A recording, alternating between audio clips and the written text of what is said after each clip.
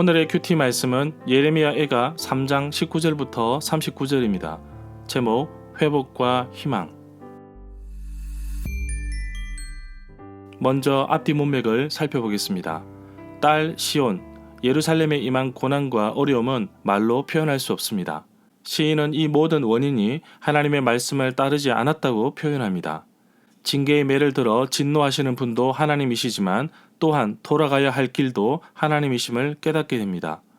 하나님은 언제나 그의 자녀된 백성들이 올바른 길로 갈 수 있도록 도우십니다. 고난 가운데서도 하나님의 사랑과 자비를 구하는 탄원을 합니다. 기도를 합니다. 하나님은 기도하고 도움을 청하는 자에게 응답하시는데 회복시키시는 하나님의 약속을 느낄 수 있습니다. 문단을 나눠보겠습니다. 19절부터 30절은 희망, 31절부터 39절은 회복. 19절에 보면 시인, 저자는 자신의 고초와 재난, 쓴 쑥과 쓸개즙 같은 고난, 어려움을 기억해 달라고 한탄합니다. 현실적인 예루살렘의 고난은 먹을 양식이 없어 사람들이 죽어가고 또한 파괴되고 무너진 것 현상을 볼 수 있습니다. 마틴 루터는 19절부터 20절 두 구절은 뒤이어 나올 하나님의 자비에 대한 고백과 미리 관련시켜 그렇지만 내가 얼마나 가련하고 고독한지 쑥과 담즙에 절에 있는지 기억하소서. 주께서 그것을 기억하실 것은 내 영혼이 그렇게 내게 말하였음이니라 는 식으로 옮겼습니다. 20절에 보면 얼마나 슬프고 가련한지 그리고 고독한지를 지금까지 나온 내용을 요약하고 있습니다. 쓴 쑥, 쓸개즙을 기억한다는 것은 슬픈 일이지만 내 영혼이 처해져 있는 모습이 현실적으로 슬프고 힘들다는 것을 말합니다. 21절에 보면 그러나 이러한 고난과 어려움을 시인, 저자의 마음속에 담아 곰곰이 생각하였더니 오히려 시인, 저자에게는 소망, 희망이 되었다고 고백합니다. 22절에 보면 시인, 저자는 자신들이 진멸하지 않는 이유는 여호와의 인자하심과 긍휼이 한결같아서라고 고백합니다. 24절에 보면 고난과 어려움 속에서 시인이 스스로 말하기를 여호와께서 내가 받을 수 있는 유산의 전부이시니 내게 희망이 있도다 라고 하였습니다. 가나안 땅을 차지하였지만 제사장들은 땅을 기업으로 분배받지 못하였습니다. 그럼에도 불구하고 이들에게는 하나님께서 몸소 기업이 되셨기에 24절에서 말하는 것처럼 제사장들, 레위 지파들의 유일한 희망이십니다. 여호와께서 아론에게 직접 말씀하신 부분입니다. 땅에 대한 기업도 분깃도 없지만 여호와께서 너의 기업이라고 민수기 18장 20절에 말씀하고 있습니다. 25절에 보면 마치 밤새 경비를 섰던 경비병이 아침을 기다리듯이 내 영혼이 주를 더 기다리고 기다린다는 시편의 말씀처럼 고난당하는 순간에도 징계를 받는 순간에도 우리는 더더욱 하나님을 찾고 찾으셔야 합니다. 26절에 보면 사람이 여호와의 구원을 바라고 잠잠히 기다림이 좋다고 고백합니다. 주께서 구원하여 주시기를 조용히 기다리는 것이 좋다고 말씀하십니다. 하나님의 신실하심을 깨닫게 되면 멀리 내다보며 기다릴 수 있습니다. 하나님은 끝까지 우리 한 사람 한 사람을 지키시고 인도하시는 분이십니다. 나의 하나님이 나에게 귀를 기울이신다는 고백을 하고 있습니다. 27절에 보면 사람이 젊은 시절에 자기 멍에를 매는 것이 좋다고 고백합니다. 하나님의 신실하심을 경험하고 느끼고 바라는 것을 젊었을 때부터 배우고 실천해야 합니다.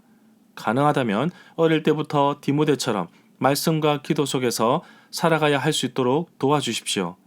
가장 좋은 것은 어릴 때부터 큐티를 하는 것인데 큐티 책만 사주면 스스로 못합니다.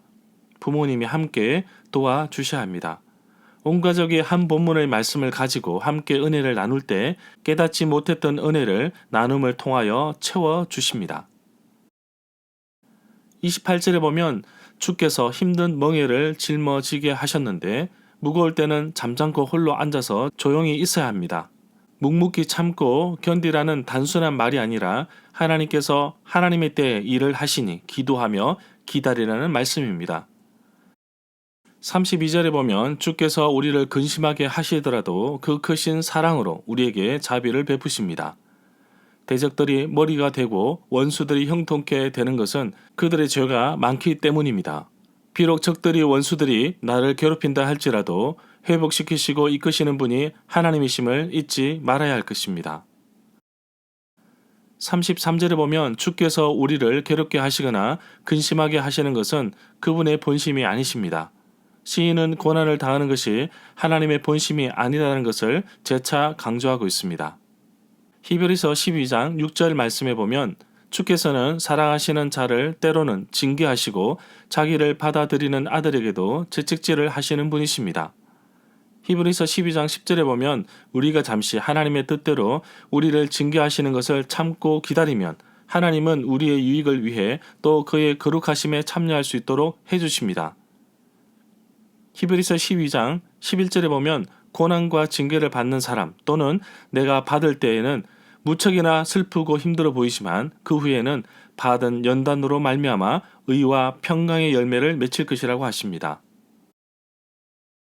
36절에 보면 재판에서 사람이 억울하게 판결을 받는 일이 있지 않을까 염려하고 계신다고 합니다. 시인은 자신이 경험한 것처럼 받은 불의에서 왜 주께서 개입하셔서 해결하지 않으시는가 하는 이의를 제기하는 모습입니다. 절마다 상세한 설명과 구절 해석, 핵심 내용과 중심 줄거리는 네이버 블로그에 올려져 있습니다. 내게 주시는 교훈입니다. 내 삶에서 일어나는 까닭없는 고난을 어떻게 이해할 수 있겠습니까? 크다란 하나님의 섭리와 역사 속에서 우리는 또다시 머리를 숙입니다. 하나님께서 고난을 주신 것은 우리를 멸망시키기 위함이 아니라 우리를 성장하도록 이끄시기 때문입니다. 선하신 하나님께서 딸 시온, 예루살렘을 회복시키실 것을 믿으며 또한 이 땅을 회복시키실 것도 믿음으로 기다리며 고대합니다. 이내라 이 백성을 긍휼히 여겨 주십시오. 선한 일이든지 악한 일이든지 모두 다 주의 주권에 있는 것을 고백합니다. 주께서 비록 힘든 일, 멍에를 맡기셨다고 할지라도 홀로 조용히 앉아 조용히 그 음성을 들어보십시오. 모든 것이 주의 명령에 따라 움직입니다. 우리의 기도를 통해 하나님의 마음을 움직일 수 있습니다. 하나님의 뜻이 나를 통하여 이 땅 가운데 임하도록 기도합시다. 선하신 하나님, 우리 주변에 고난으로 인하여 힘들어하는 주의 자녀들이 많습니다. 이길 힘을 주옵소서. 분명한 것은 희망이 하나님께 있음을 고백합니다. 돌아갈 길도 하나님께 있음을 고백합니다. 이제는 슬픔과 아픔과 어려움에서 벗어나 우리 주님이 이끄시는 참된 행복의 길로 갈 수 있도록 나를 이끄시고 붙잡아 주옵소서. 예수님의 이름으로 기도합니다. 아멘.